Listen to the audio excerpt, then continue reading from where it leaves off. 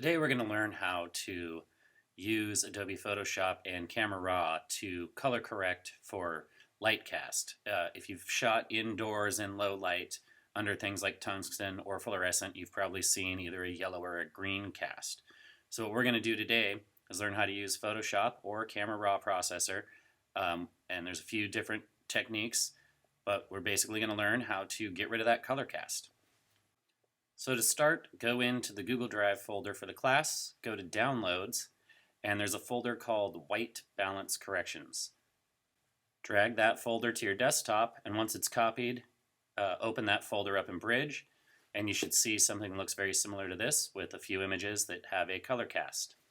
So the first thing we're going to do is use the batch renamer by hitting Command Shift and R, and we're going to rename this with our last name, Correction, and the date. Once we've got that, we'll go ahead and hit enter and we'll start correcting. So the first thing we're going to do is learn how to use some color correction that's built into the Camera Raw. So select this photo here that's of the crowd from up above. It's got a little bit of a yellow cast to it, and we're going to go ahead and double click on that and open up the Camera Raw processor. So once we have our image opened in the RAW processor, we want to look over to the right side where we do all of our exposures. A few steps up from that, you'll notice something that says white balance, and it'll say as shot. Hopefully if the color cast is a preset, such as tungsten or fluorescent lights, if we change this from as shot to auto by clicking and scrolling down to auto, we'll hopefully get lucky and it will automatically correct that. So you can see just by hitting auto, what we've done is change the color balance and it looks a little bit more natural. So next we'll go ahead and hit auto just to check the exposure here, and it filled in a little bit more detail.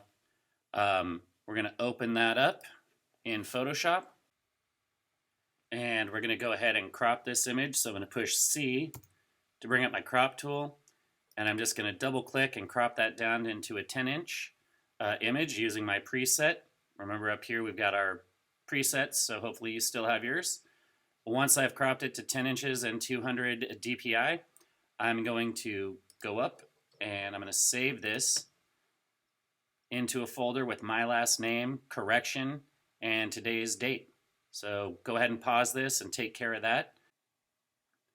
Alright, so hopefully you've got that file saved. What we're going to do now is take a look at an image that the auto almost works on, but we're going to customize it a little bit. So we're going to do the same thing. We're going to use this image of the guy smelling a big jar of cannabis. Pardon me, we're going to open that in Camera Raw first. And we're going to do the exact same thing. We're going to go up to where that white balance is and click on auto. And if you notice, it looks a little blue, and that's because of the light that they're using to shine on the guy. They've got a magnifying glass that's emitting some light.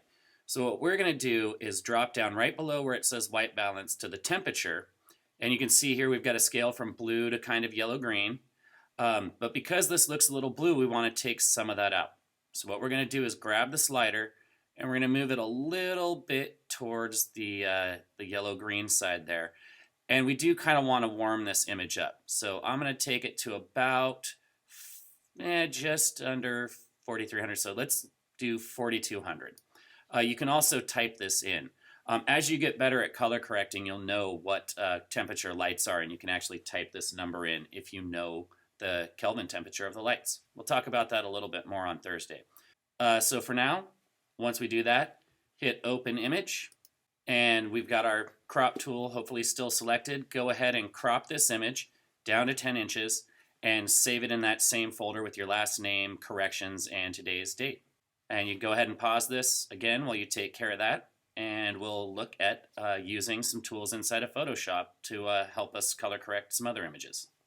The next image we're going to work on is the group shot of the folks in a hotel room. It's the first image in the sequence. So we're going to open that up in Camera Raw. And in this case, we're going to hit Auto to get our exposure a little better, right? It was a little overexposed. And you can see we've got a color cast. Now, we could probably fix this with RAW, but the point of this is to learn that we can also do this in Photoshop. So we're going to hit Open Image, open our image up in Photoshop. We're not going to worry about the cropping or the framing. What we're worried about here is the color correcting.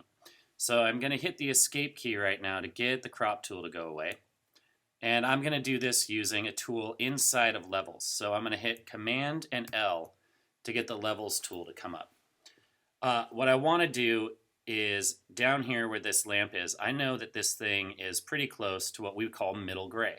So what I want to do is find a point on there that's right about halfway between white and black. And the way I'm going to use that to correct the color cast is I'm going to go over to the levels palette and I'm going to select that eyedropper in the middle. And now I'm going to come down and hover over the tool and I'm going to try and find an area that looks gray. And I kind of feel like this spot right down here in the middle of the lamp is pretty gray. So I'm going to click on that with the tool and you can see it's pretty much fixed the color. Still a little bit yellow, but a lot better. So that is one of the ways that we can use levels to correct our color cast. And actually, because of the lights and the color of the hotel room, I think this will actually work. All right, so when I'm done with that, I'm going to hit the OK. Let's just go ahead and do a quick preview and see how much it fixed.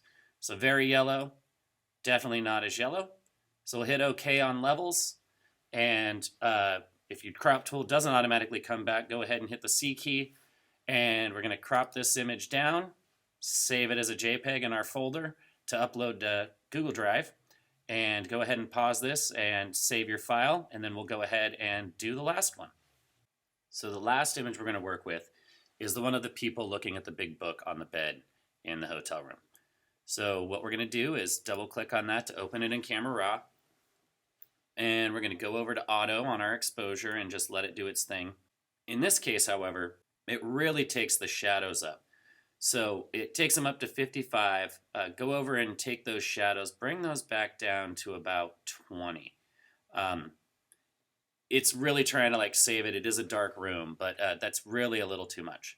So take that down to about 20 and then open up this image in Photoshop. And once it's opened, we're going to open up the levels tool just like we did last time. In this case, we're going to actually select a white point. So hit Command L to bring up the levels. Go over and get the dropper on the right-hand side, which represents the white. And we're going to find a spot on this book that looks yellow, but we know that this should be white. So this may take a couple of times, but if you look, there's not really anything in here that looks gray that we could use to fix it. So I'm going to try down here on this part of the book. And this may be too much. If you look at how dark that is, it may actually lighten the image a little too much. So let's see how that works.